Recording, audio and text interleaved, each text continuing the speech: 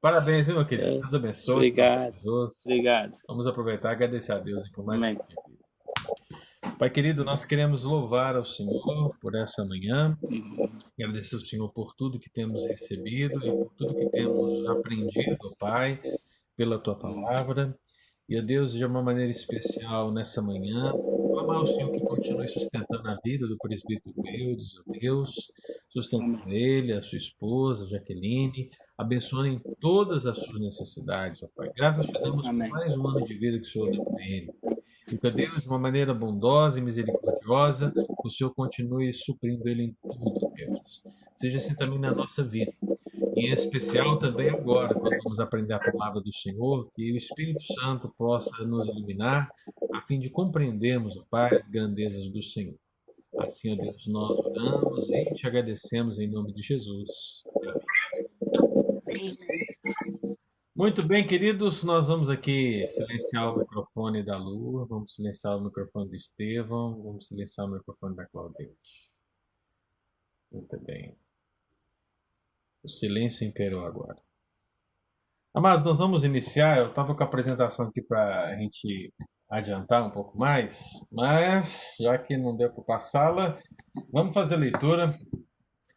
Nós fizemos a leitura de alguns textos na aula passada que dão um fundamento para aquelas classes que nós estamos aqui chamando de classes menores, porque são menos citadas na Bíblia, onde as suas funções não são esclarecidas, onde nós não temos muitas informações. Mas eu vou ler alguns dessas passagens de novo e destacar o princípio de hoje, porque nós na aula passada estudamos acerca dos principados e hoje vamos estudar acerca das potestades. Então nós vamos abrir a palavra de Deus, primeiramente em Colossenses capítulo 1, versículo 16. Colossenses 1, versículo 16.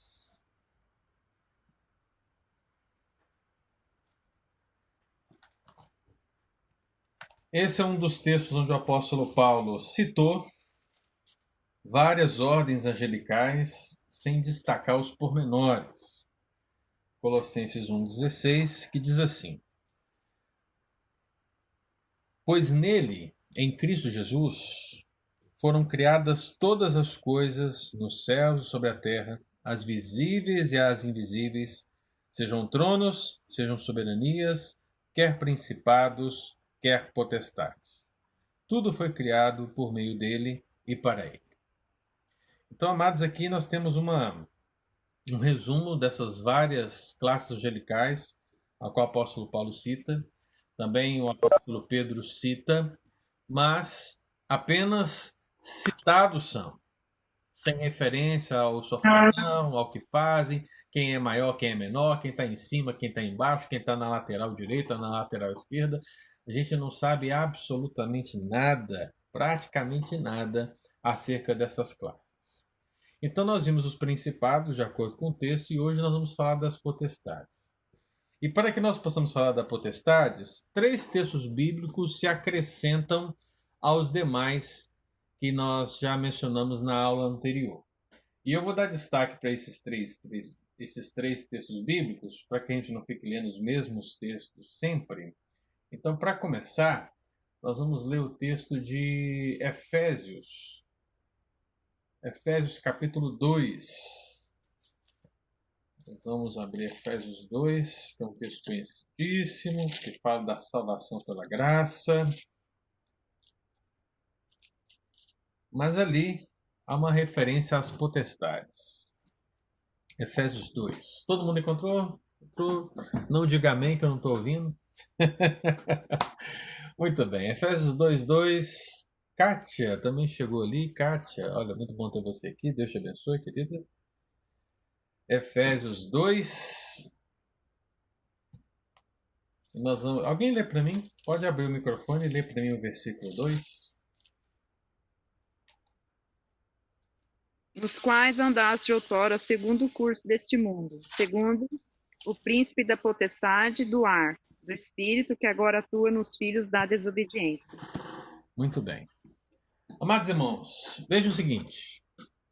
Nós já estudamos querubins, já estudamos serafins, e já estudamos sobre os principados. O que sabemos até agora é que as classes de querubins e serafins têm funções bem distintas e elas estão mais próximas do trono de Deus.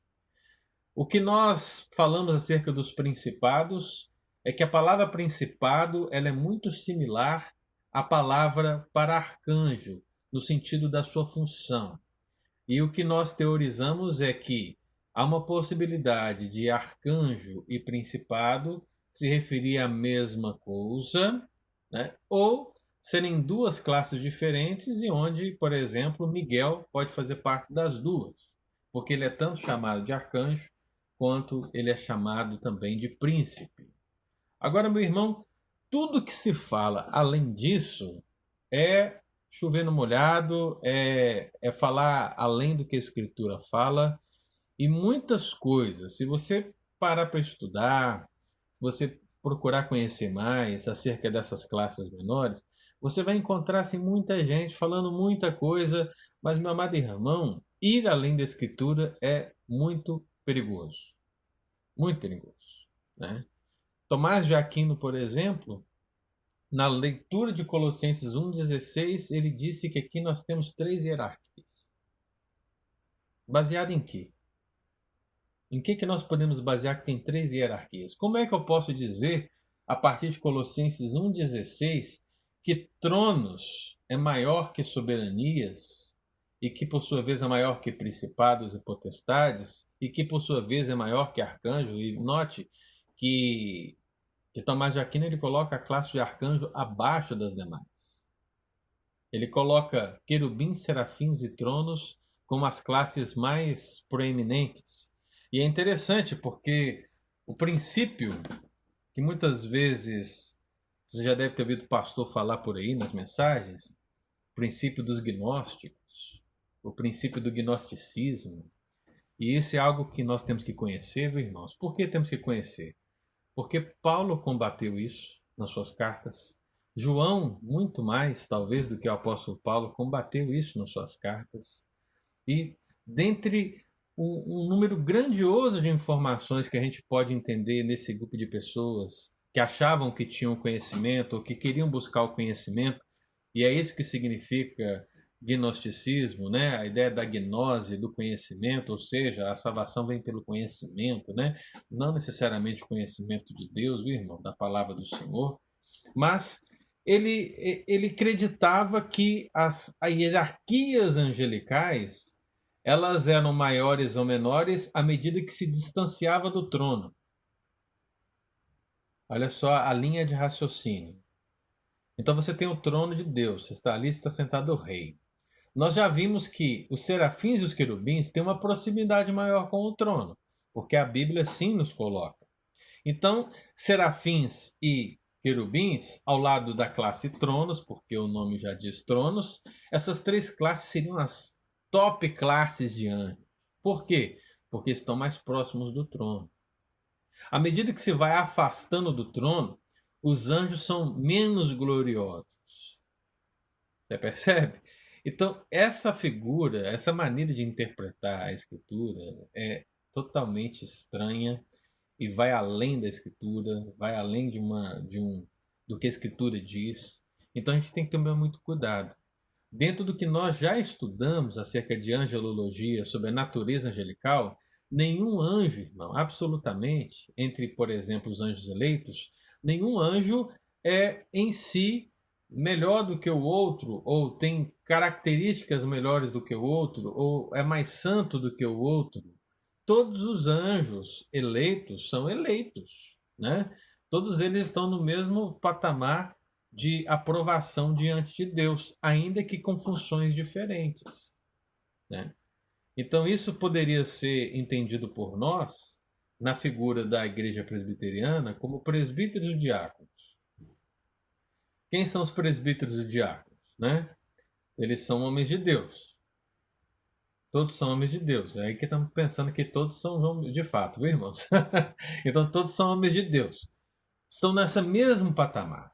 Todos são salvos em Cristo Jesus pela graça mediante a fé. Aleluia, glória a Deus, todos eles. Mas eles têm funções diferentes. mas isso não os torna melhores do que os outros. Dá para entender? Eu sei que a igreja muitas vezes acha que o presbítero é melhor que o diácono, né? Mas eu acho que não. Eu não acho, na verdade, eu acho que se a gente fosse considerar a ideia de ser melhor ou maior, a gente deveria pensar na palavra de Cristo que diz: aquele que quiser ser o maior entre vós, seja aquele que sirva. Então, o maior no reino de Deus é aquele que está servindo, seja ele diácono, seja ele presbítero, seja ele professor de escola dominical, seja a função que ele tem no reino de Deus, ele está agradando ao Senhor, uma vez que ele está servindo. Nós somos servos, irmãos, né? Então, nessa figura, todos os anjos também estão a serviço de Deus. Então, não há necessariamente essa figura onde os que estão mais próximos do trono são melhores do que os outros. Não. Todos eles são anjos eleitos, mas têm funções distintas, ainda que nós não saibamos quais são todas elas. E aqui em Efésios 2, o que a gente percebe? Que essas classes, elas não se limitam aos anjos eleitos, mas também aos anjos reprovados. Então, meu amado irmão, a questão é a seguinte: é possível que você tenha de todas as classes angelicais anjos eleitos e anjos reprovados. Você não vai encontrar na Escritura a descrição de principados, soberanias, potestades, tronos e poderes aplicando-se somente aos anjos eleitos ou aplicando-se somente aos anjos reprovados. Pelo contrário, você vai encontrar todas essas descrições aplicadas a ambos grupos. Então é possível que nós tenhamos potestades eleitas e tenhamos potestades reprovadas. Tenhamos principados eleitos e tenhamos principados reprovados. Isso não é possível, como é bíblico. Nós vamos encontrar a alusão desses textos, tanto se referindo a um, se referindo a outro, ou se referindo aos dois. Você vai encontrar. Agora, quando nós chegamos aqui em Efésios 2, o texto é claro ao dizer que se está se falando dos anjos reprovados. O contexto vai apontar isso. E por quê? Porque diz acerca do nosso passado, enquanto nós estávamos fora de Cristo, diz o quê? Que nós andávamos segundo o curso deste mundo. E nós sabemos muito bem qual é o curso deste mundo, não é verdade, irmão? Qual é o curso do mundo? O mundo jaz no maligno. Ok. Então, assim, o que eu estava falando? Sim, o curso deste mundo. Então, o curso deste mundo jaz no maligno. É o que o próprio João descreveu. O mundo jaz no maligno. O mundo caminha não apenas a fazer maldades, mas ele é conduzido por um ser maligno. Todo o sistema do mundo está afetado por isso, né? Você olha para a estrutura mundial e você precisa reconhecer o seguinte, irmão. Talvez você não precisa ser um teórico da conspiração, mas biblicamente falando, você precisa reconhecer que por trás de tudo o diabo está envolvido. Tudo aquilo que é contra a igreja, contra o avanço do reino de Deus, o diabo está envolvido. Isso é perfeitamente bíblico. Você não precisa pensar assim, aquele camarada ele tem um pacto com o diabo. Não. Todo aquele que não está em Cristo já está a serviço do mal. Ele anda no curso deste mundo e, como diz o texto bíblico, ele está indo segundo o príncipe da potestade do ar, do espírito que agora atua nos filhos da desobediência. E você vê que a descrição é dupla aqui. Você tem a descrição de um príncipe. E o que é a descrição de príncipe, irmão? É o principado. E você tem a descrição da potestade. A gente vai ver hoje. E você tem uma terceira colocação muito estranha, do ar. Agora, o que você precisa entender? Que essa expressão remete a uma classe angelical, ou duas classes angelicais, e que ela remonta a esse grupo de anjos que são considerados, são chamados pela palavra de Deus de anjos reprovados. Então, todo aquele que não está em Cristo Jesus, meu irmão, por mais que ele seja uma pessoa, gente boa, por mais que ele seja legal, por mais que ele tenha assim, olha, todas as qualificações, todas as qualidades, a grande verdade é que ele anda no curso deste mundo. E ele está então sujeito a essa vontade maléfica do diabo que atua em tudo e em todos que não estão em Cristo Jesus. Então, o que eu gostaria que os irmãos observassem aqui? Que a palavra potestade, que aparece 8 vezes citadas pelo apóstolo Paulo, e é citada pelo apóstolo Pedro uma vez, e é citada por Lucas no discurso de Paulo em Atos, 10 menções. Perceba, existem 10 menções à palavra potestade no singular e no plural na Bíblia, aplicadas a anjos, e todas elas basicamente não têm uma explicação. Elas são citadas, né? Então, o que me parece? Parece que, principalmente o apóstolo Paulo, ele citou essas verdades porque havia, no fundo, um grupo de gnósticos que acreditava também nessas hierarquias, acreditava também, né, nas várias classes angelicais, mas que ia além. Você percebe, agora não me lembro se foi aos Colossenses, se foi aos Gálatas, talvez Deus me ajude a lembrar aí, mas o apóstolo Paulo ele fala sobre o culto a anjos. Nós vamos citar isso aqui mais adiante, quando nós falarmos da questão do ministério. Colossenses, né? Colossenses, né? Então, desculpa, pastor, a Cristina parece estar dando uma interferência no seu microfone, tá? deixa que eu desligo o microfone dela, porque... Aí. Pastor Ângelo, Sim. fazer uma pergunta? Sim. Voltando lá sobre a questão de o curso deste mundo, né? Que esse mundo tem um curso, né? Um modelo. Uhum. Tem alguma coisa assim, biblicamente, para ser dita, assim, um exemplo, igual o diabo caiu e trouxe uma terça parte. E ele instituiu neste mundo o mesmo sistema de governo que tinha lá em cima, porque a palavra de Deus que toda a autoridade foi dada por Deus. E esse governo que a gente tem hoje, né, de monarquia, essas pessoas que dominam, que são pessoas que foi instalado esse sistema que tinha lá em cima, e aí o mundo serve. O povo de Israel tinha um sistema teocrático, né, que era a teocracia, até que o povo ficou com inveja e pediu um rei. E Deus concedeu que tivesse um rei. Tem alguma coisa mais ou menos nesse sentido que este mundo caído tem, igual, né, que a palavra de Deus diz que toda a autoridade foi dada por... Sim. O nosso sistema de governo, Eliane, principalmente do mundo ocidental, ele procede da Grécia, né? Então, qualquer menção que você tenha assim, em termos de hierarquia governamental, ela vai ter um pano de fundo na questão grega, né? Em relação às hierarquias angelicais, nós, biblicamente falando, há pouquíssima informação. Então, nós também não temos como dizer que o que temos é um derivado daquilo. Não tem como.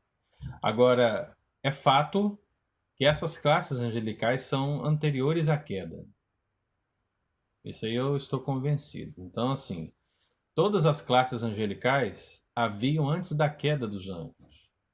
Portanto, quando os anjos caíram, uma parte desses anjos caíram, então, das várias classes angelicais estavam ali representadas tanto naqueles que permaneceram no seu estado original, quanto aqueles que caíram. E o que acontece agora? O que acontece é que aqueles que caíram veem na pessoa de Satanás o seu líder. Vem na pessoa de Satanás o seu líder. Mas jamais, irmãos, nós devemos colocar essa visão de uma forma dualista, onde temos um Deus no céu que governa sobre os anjos bons e temos um Deus no inferno que governa sobre os anjos maus, né? Satanás não é Deus. Inclusive, a autoridade que Satanás tem para atuar neste mundo é dada por Deus, irmão. Veja isso. Toda a atuação do diabo neste mundo, toda a autoridade que ele tem para atuar vem de Deus, não vem dele. Né?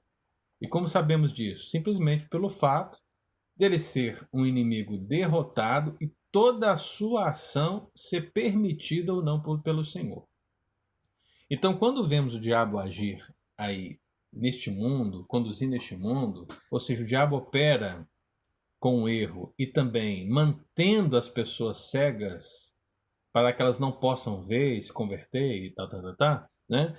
Toda essa operação é permitida pelo Senhor.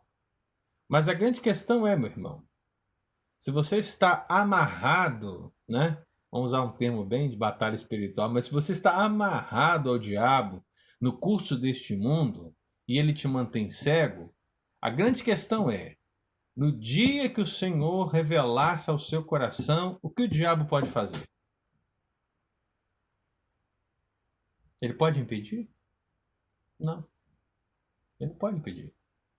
Ele pode te manter cego até esse ponto. Mas, uma vez que Cristo te iluminar, você sairá das trevas. Então, o versículo de Pedro, nesse sentido, é maravilhoso aos nossos olhos, né? Ele nos transportou das trevas para a luz, para o reino do Filho do seu amor, né? Então, o diabo nada pode fazer contra a eleição de Deus, irmão. Quando Deus vir sobre a vida de alguém, nada pode separar essa pessoa do encontro com Deus. É impossível. Vai acontecer opressão, vai acontecer batalha espiritual, vai acontecer luta, vai acontecer isso tudo. Mas, meu amado irmão, acontece porque a batalha entre o reino de Deus avançando neste mundo e o diabo resistindo a esse avanço é real.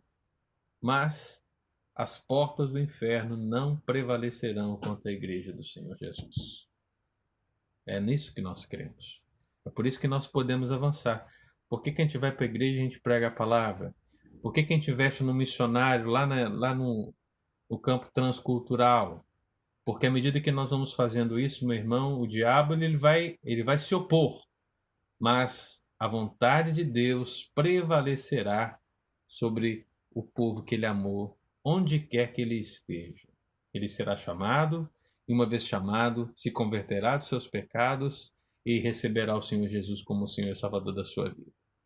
Então não vai ser o príncipe da potestade do ar que vai atrapalhar essa questão. Deu para entender, Eriônio? Eu entendi que você explicou, mas eu estou falando do sistema, porque às vezes ele copiou o sistema que tinha lá e hoje, porque a igreja hoje, né, é a embaixada de Deus. O nosso general, o nosso rei é Cristo. Né? Então, o nosso sistema de governo é Cristo. A igreja, né, representa a vontade de Deus na terra. O mundo, como a gente lê, jaz no maligno. Então, todo esse sistema que tem, o template, né, o esqueminha, o frame, eu acho que o diabo, tipo assim, copiou. Não que ele tenha mais força, mas ele usa o mesmo sistema de hierarquias, de domínio, que a gente vê lá em Daniel, que o rei da Pérsia. Mas aí não é uma questão de copiar, é só uma questão de continuidade, mas para o mal. Isso, sim, é isso mesmo.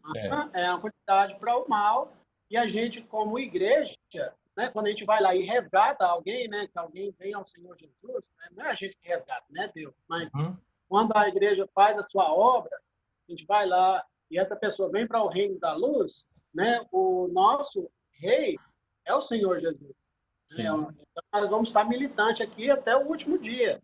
Sim, é verdade. E aí, qual é a grande questão aqui que eu queria que os irmãos guardassem acerca da potestade? Que a palavra potestade é uma palavra que dá a ideia de poder conferido, de uma autoridade recebida. Só por essa palavra, você vai ter que compreender o seguinte, olha, então a potestade, ela é delegada. Alguém delegou uma determinada função para a potestade, porque o sentido de potestade é esse, poder conferido. né? Então, eu faço a minha tese aqui por essa análise da palavra, irmãos, que a potestade ela está abaixo da hierarquia do arcanjo de alguma maneira. Por quê? Porque significa poder conferido.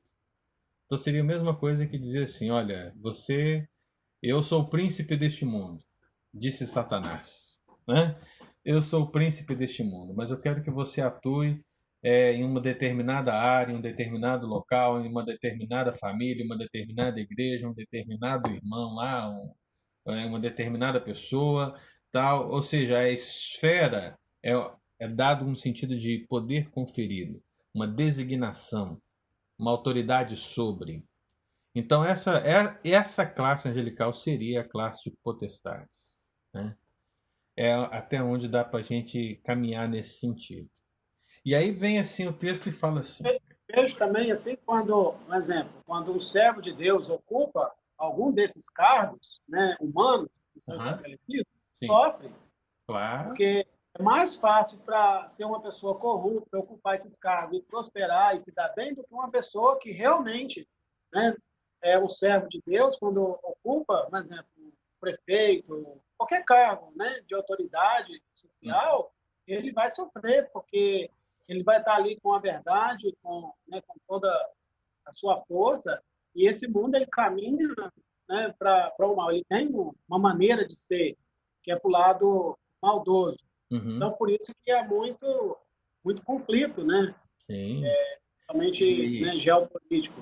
E aí a gente precisa pensar justamente não apenas na esfera natural, mas também na esfera da igreja, porque a liderança da igreja, irmãos, é a parte fundamental da igreja. A liderança da igreja, ela precisa ser realmente consagrada ao Senhor. Quando você tem uma liderança que, por um momento ou outro, se deixa levar pelas artimanhas do diabo de alguma maneira, a igreja sofre. É por isso, meu irmão, que o diabo com certeza ataca todos os membros da igreja do Senhor.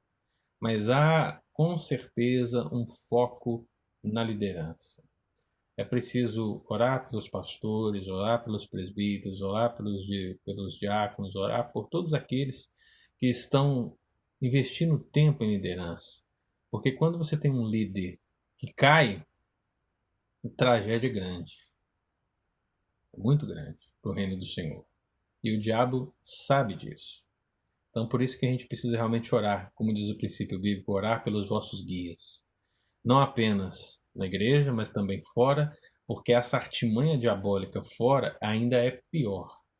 Porque ela segue o curso deste mundo, então você tem juízes, prefeitos, governadores, policiais, você tem todo tipo de gente que vai se deixar levar por um caminho maléfico. E nós, meu irmão, poderemos sofrer todas as questões por causa do curso deste mundo. Mas aquele que perseverar até o fim será salvo. Amém? Essa que é a promessa. Tá? Quando João escreve o Apocalipse, é isso que ele está dizendo para 7 igrejas que estão sendo perseguidas. E estão sofrendo as dificuldades em meio ao século maléfico do contexto. Elas estão sendo perseguidas, estão morrendo, mas a questão é ser fiel até a morte e dar-te-ei a coroa da vida. Essa é sempre a promessa. Então você tem que a potestade, e por algum motivo o apóstolo Paulo citou essa palavra ar aqui. E meu amado irmão, mas tem tanta gente que viaja na maionese nesse negócio aqui.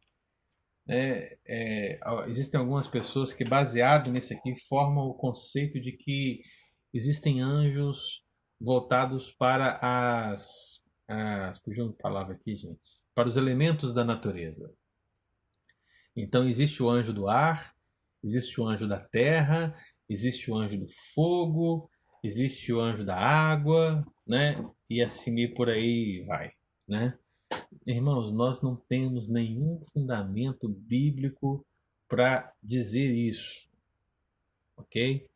São elementos muitas vezes pagãos que adentram a interpretação da palavra de Deus, porque colocar seres divinos ou criaturas celestes ligadas aos elementos da Terra. Então, irmãos, o que significa essa expressão lá? Eu estava falando, esse negócio de elementos e divindades e anjos, isso é coisa de nova era, isso é coisa de seita, isso não é Bíblia. Então, o que o apóstolo Paulo quer mencionar aqui quando ele fala essa questão do ar? É interessante porque ele fala que o príncipe ele conduz o mundo e agora ele coloca o ar. Eu creio que essa expressão ar, meu irmão, ela não quer dizer assim outra coisa senão uma referência ao aspecto da névoa, ao aspecto das trevas, ao aspecto da nebulosidade, né? Eu acho que é isso.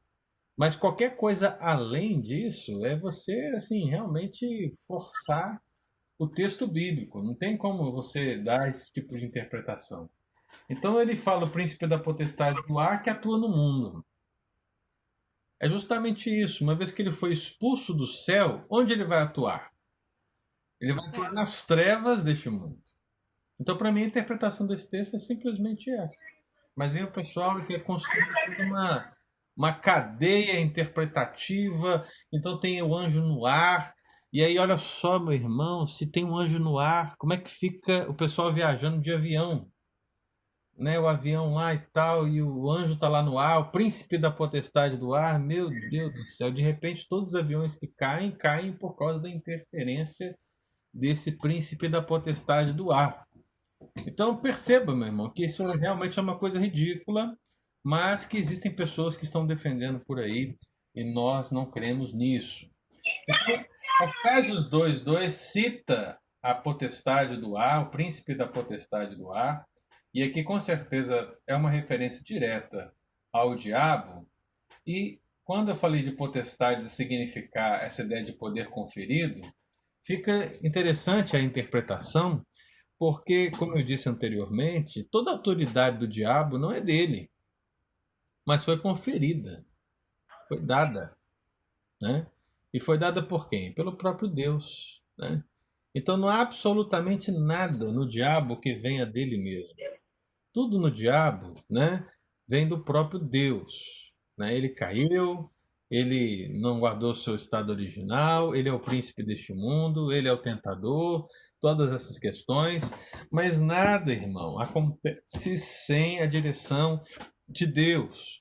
Não creia num dualismo espiritual. A Bíblia não fala disso. Não há um lado bom e um lado mau disputando pela vida dos homens, né?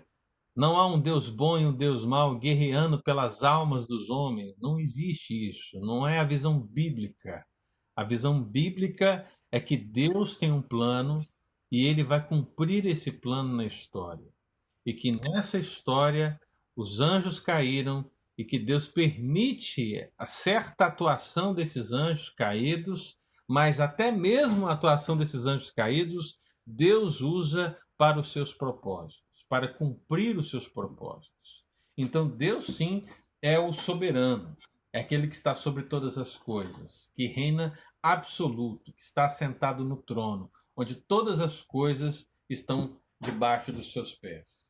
É por isso que o segundo texto bíblico que eu queria que nós lêssemos está em 1 Pedro 3:22. 1 Pedro 3:22. Vou convidar você a abrir sua Bíblia, porque quando vai falar aqui do exemplo de Cristo e fala do que Cristo realizou, quando chega aqui no versículo 22, o que se diz? Diz assim: o qual, depois de ir para o céu, que a grande questão, né, irmão? O que aconteceu com Cristo depois que ele ascendeu, né, aos céus? Então o texto está dizendo: o qual, depois de ir para o céu, está à destra de Deus, ficando-lhe subordinados anjos e potestades e poderes, né? Então você percebe que aqui algumas pessoas até acham que anjos é uma outra classe. Eu não acredito dessa maneira, viu, irmãos? Para mim, anjos é o grupo completo. e os outros nomes são as classes. Aqui, para mim, o que Pedro está dizendo é anjos. E ele, ao explicar e potestades e poderes, simplesmente está fazendo uma explicação de quem são esses anjos. É claro e evidente que não apenas potestades e poderes estão subordinados a Cristo, mas também os principados, também as soberanias, também os domínios, né? Também os querubins, também os serafins. Então, porque Pedro não citou aqui, quer dizer que não estão? Entendeu? Então, a interpretação bíblica, ela precisa levar em conta todo o contexto da Escritura, e não apenas uma citação em si. Então, quando aqui fala ficando subordinados aos anjos, eu entendo que essa é a mensagem principal de Pedro aqui. Ele quer dizer que o Cristo que está à destra do Pai, ele domina sobre tudo, inclusive sobre os anjos. E aí, meu amado irmão, pensando sobre o diabo, pensando sobre os anjos caídos e o que nós acabamos de falar sobre o príncipe da potestade do ar, com a sua autoridade conferida pelo próprio Senhor, esse poder conferido a ele para atuar neste mundo, a gente percebe que tudo isso de fato está aí debaixo da condução do próprio Cristo Jesus. O texto que nós lemos em Colossenses 1,16 disse o quê? Pois nele foram criadas todas as coisas, nos céus e na terra, as visíveis e invisíveis, todas as classes angelicais. Tudo foi criado por meio dele para ele. Então, meu amado irmão, nada está fora do controle de Cristo. Nada. Quando a gente vai fazer a leitura da tentação do diabo ali no deserto e Cristo, você acha que Cristo não estava no controle? Você acha que Deus não estava no controle? Você acha que o Espírito não estava no controle? Pelo contrário, irmão. Estava totalmente no controle. O Pai estava no controle, o Espírito Santo estava tanto no controle, porque o texto bíblico diz que foi o Espírito Santo que conduziu Jesus à tentação. É mais ou menos a figura seguinte: o Espírito Santo, ele tomou Jesus pela mão e o levou até o deserto para ele ser tentado. Né? Isso quer dizer o quê? Controle, irmão. Controle. Deus está no controle. E o diabo ali espera um momento para tentar o Senhor, um momento de fraqueza na sua humanidade, mas o Senhor, que estava totalmente capacitado pelo Espírito Santo de Deus, ele está no controle da situação. Ele vence a tentação e, meu querido irmão, ele começa o seu ministério até a cruz, quando ele desfere o seu golpe final na serpente. Então o diabo, meu irmão, ele está atuando no sentido de levar o engano, de fazer com que os homens não resplandeça a luz do evangelho sobre eles, mas a grande verdade é que a missão do diabo já está fracassada. Porque o povo que Deus amou será recolhido, será chamado de todos os lugares, de todas as nações, em todos os tempos, e se converterá e será salvo. E ele não poderá fazer absolutamente nada para impedir essa questão. Por mais que ele seja príncipe, por mais que ele seja potestade, por mais que ele seja principado, por mais que seja qualquer tipo de classe angelical, nada poderá nos separar do amor de Deus que está em Cristo Jesus. Amém? Amém. E aí eu fecho com um terceiro texto que cita a palavra potestades, que está em Atos 26. O discurso de Paulo perante o rei Agripa. E aqui eu acho que ele usa a palavra potestade da maneira que nós estamos trabalhando, de uma maneira mais clara. Atos 26, versículo 18. Quem achar pode ler para mim.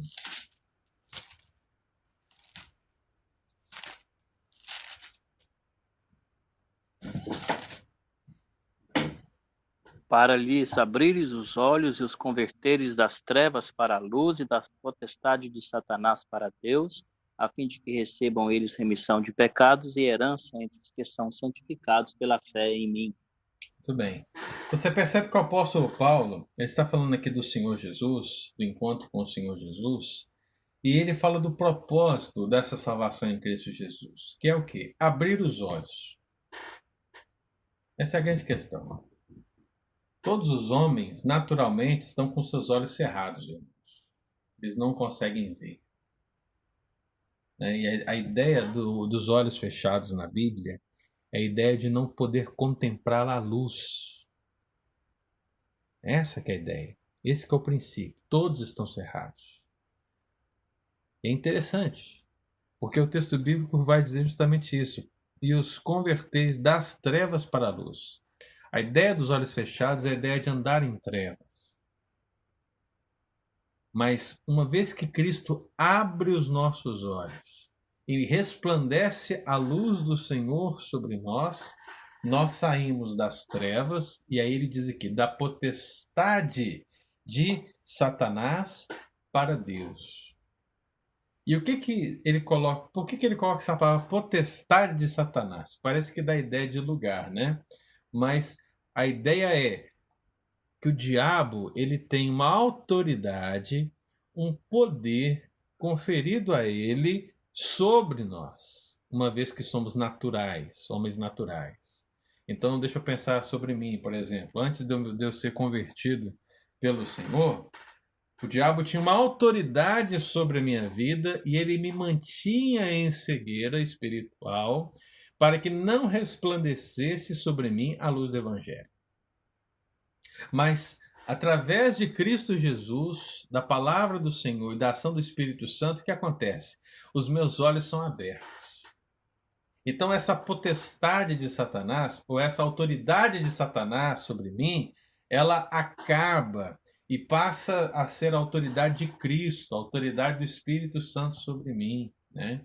E é aí que o diabo não tem mais poder sobre na minha vida. Ele pode me tentar, ele pode fazer coisas assim no sentido de atormentar a minha vida, me fazer pecar muito mais, me fazer desviar dos caminhos do Senhor de uma maneira ou de outra, mas a grande verdade, meu amado irmão, é que jamais eu sairei do caminho do Senhor. Não porque eu sou bom, não porque eu sou forte, não porque eu posso e aconteço, mas porque o Espírito Santo habita em mim. Essa é a questão. E se o Espírito Santo habita em você, meu irmão, nenhum outro espírito habita. É por isso que é impossível um crente verdadeiro ser possuído pelo diabo. Quando o Senhor Jesus mencionou a parábola da casa, do espírito da casa, né? É mais ou menos isso que ele quis dizer. Ele disse, olha, é o seguinte, se a pessoa é possuída por um demônio, e esse demônio é expulso, e essa casa não é preenchida, o que acontece? Quando esse demônio volta, ele encontrará a casa vazia e ele entra pior do que o primeiro estado. Então, o que isso quer dizer? Quer dizer o seguinte, nós estamos, naturalmente, no curso deste mundo, o diabo tem autoridade sobre nós, está nos mantendo cegos e estamos aí. Só que Cristo vem e nos liberta. E o que ele faz? Uma vez que ele nos liberta, ele limpa a casa toda. Aquela casa imunda, né? Ele limpa a casa. Tá aí o Estevão e a Dulce, né? Limpou a casa, viu, gente? Limpou, deixou a casa limpa. E o que ele coloca para morar nessa casa, habitar nessa casa? O Espírito Santo de Deus. O Espírito Santo, ele vai ter a função de manter a casa limpa e de torná-la ainda mais limpa até ser a mansão celestial. Mas aí vem o diabo, ele volta e ele bate na porta, né? Só que ele não pode entrar. Por quê? Porque a casa está ocupada. E o Espírito Santo jamais vai te abandonar. Então, se o Espírito Santo jamais vai te abandonar, jamais vai sair da casa, o diabo jamais terá autoridade sobre a sua vida novamente, irmão. É isso que nós cremos, né? Então, a ideia de potestade é uma ideia de poder conferido, é uma ideia de autoridade, é uma classe angelical. Mas, meu amado irmão, essa classe não tem poder sobre os filhos de Deus, sobre os convertidos, sobre os lavados e remidos pelo sangue, aqueles que têm o Espírito Santo de Deus. Tudo se fez novo. A casa é nova. É uma casa sobre a rocha, para a glória do Senhor. Amém? Então aqui o apóstolo Paulo está falando justamente isso. E quando ele diz potestade de Satanás, ele está dando justamente essa ideia de autoridade, de poder conferido, que Cristo conquistou agora para ele, no caso o apóstolo Paulo, algo diferente, uma nova autoridade, um novo poder através do Espírito Santo, um novo caminho. E ele, interessantemente, fala do caminho dele para Damasco, da sua conversão, da sua cegueira, e no meio de tudo isso, ele vai trazer justamente o ensino bíblico. Que todos nós estávamos cegos. Mas se a luz de Cristo brilhar, todos nós veremos e enxergaremos a glória do Senhor. Amém, irmão? Então, é preciso que a gente pense nisso, em termos de principados e potestades. E por que eu separei uma classe para cada um? Porque você tem principados, você tem 8 citações bíblicas para principados. Você tem 10 citações bíblicas para potestades. As demais classes são 2, 3, 1 citação bíblica. Então, o que vai acontecer? Eu fiz a primeira aula da semana passada sobre principados, a aula de hoje sobre potestades, e na aula de domingo eu vou terminar. Eu vou falar das demais classes. Vou falar da classe dos poderes, vou falar da classe dos domínios, vou falar da classe das soberanias e vou fechar essas classes menores fazendo um comparativo entre as 5 e as demais que nós aprendemos. Bom? E terminando domingo que vem essa parte, nós vamos começar a falar sobre o anjo Gabriel. Por que nós vamos falar do anjo Gabriel? Porque ele é um anjo exceção, né? É dado o nome, ele não é chamado de arcanjo, mas aí nós vamos estudar o anjo Gabriel. E depois que nós estudarmos o anjo Gabriel, nós vamos estudar o arcanjo Miguel. E depois que nós estudarmos o arcanjo Miguel, aí nós terminamos essa parte acerca da organização angelical e avançamos para a próxima, que é o ministério dos anjos eleitos. E aí nós vamos estudar na prática o que a Bíblia diz acerca do que os anjos fazem em prol da nossa realidade contemporânea. Amém? Deu para pegar, irmão? A visão geral? Ok. Pode abrir o microfone aí para falar. A Nilma fez uma pergunta aí, pastor. Nilma, deixa eu ver o que ela perguntou. Então, quando o crente cai ou é dado a falar mal dos irmãos, pastores, significa que o Espírito Santo não habita nele? Então, Nilma, é uma diferença muito grande isso que você falou do que eu falei. Porque é o seguinte, nós estamos falando de uma salvação genuína. Né? Não estamos falando de gente que está na igreja e que comete coisas depois que desagrada ao Senhor. Irmão, preste bastante atenção no que eu vou falar. Estar na igreja não significa estar salvo. Estar na igreja não significa ter o Espírito Santo. Estar na igreja não significa estar no céu. Então tem muita gente na igreja que está lá na igreja, tem cargo na igreja, serve na igreja, faz um monte de coisa na igreja, mas que não é trigo, é joio. É simples assim, irmão. Sorry. Mas é o que a Bíblia diz. Então, muitas vezes a gente vai ver o quê? O crente, vários crentes caindo, ok, irmãos? Vários crentes caindo na igreja, ou falando mal do irmão, né? Igual a Nilma falou aqui e tal. E muitos desses, irmão, o Espírito Santo não habita nele mesmo. Né? Ele nunca habitou, não é que ele habitou e foi embora, ele nunca habitou, né? E continua não habitando. Agora a questão é, se uma pessoa cujo Espírito Santo realmente habita, né? Ela pode cair? Ela pode cair, não é perder a salvação, irmão. Ela pode cair em pecado, ela pode fazer algo errado, ela pode fazer algo que desagrada a Deus, mas uma pessoa que tem o Espírito Santo, irmão, jamais tem prazer no pecado. Jamais. Ele pode permanecer até um tempo distante dos caminhos do Senhor, mas a presença do Espírito Santo nele é tão angustiante, porque o Espírito Santo que habita em nós Meu amado irmão, a velha vida já não é mais uma realidade, não há prazer. Por que as pessoas estão neste mundo e se agarram a este mundo e querem ver esse mundo? Porque elas têm prazer nele. As pessoas têm prazer no mundo. O que o Espírito Santo faz com uma pessoa que ele transformou e que por algum motivo ela se desviou por pouco tempo, né? Ele faz com que essa pessoa viva uma vida sem prazer nesse mundo.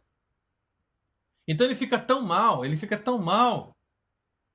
porque o mundo já não agrada, e ele entende que realmente é só Cristo que o supre. É só Cristo que o suprirá. E ele volta arrependido, sempre voltará, sempre. Porque nenhum daqueles que o Pai deu para Cristo se perderá, meu irmão. É a promessa bíblica. Nenhum. Zero. Então, você pode até dar uma desviadinha, né? Mas jamais se perderão. Cristo encontrará todos, arrebanhará todos, salvará todos, em nome de Jesus.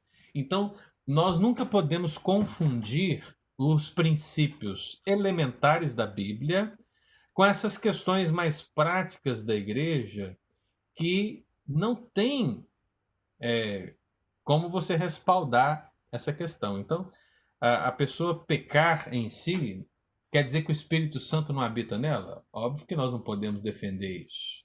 Qual de nós aqui que não pecamos hoje, meu irmão? Talvez aí você pense aí, você já pecou hoje? Pensa aí. Já pecou hoje? Não? Se você falar que não, aí você acabou de pecar.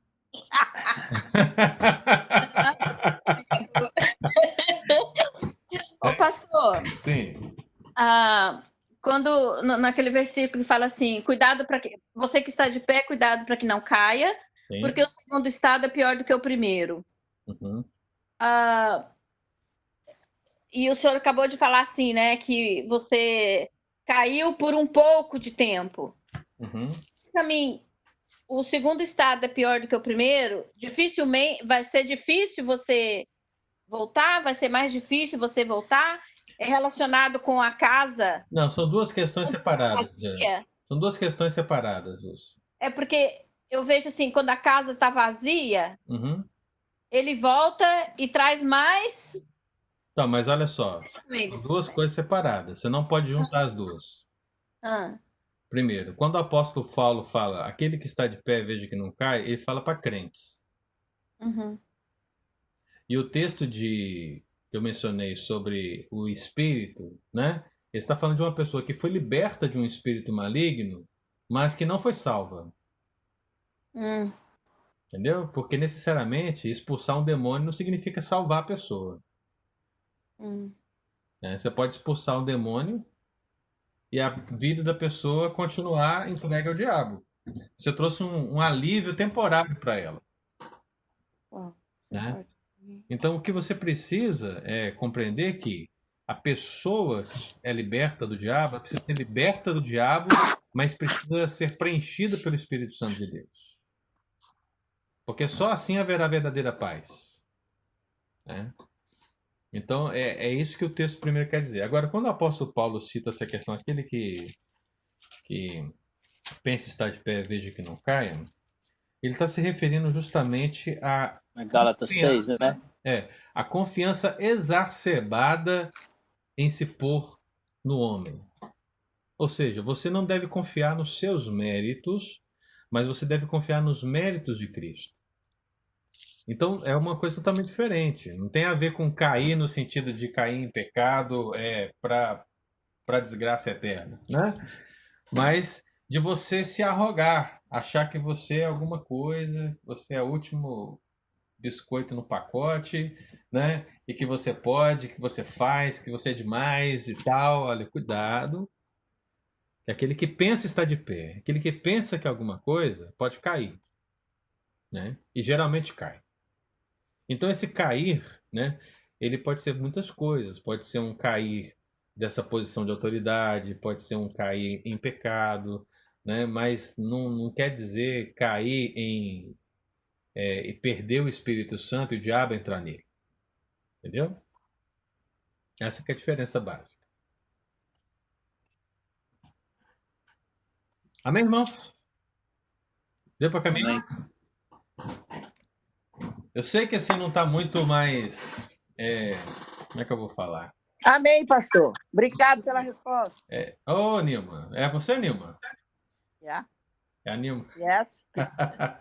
Beleza, Nilma, né? Então, assim, o que nós não temos como avançar muito em termos de principados e potestades das demais, porque realmente, irmão, não há muita coisa a ser falada, mas a gente precisa entendê-las, separá-las, né?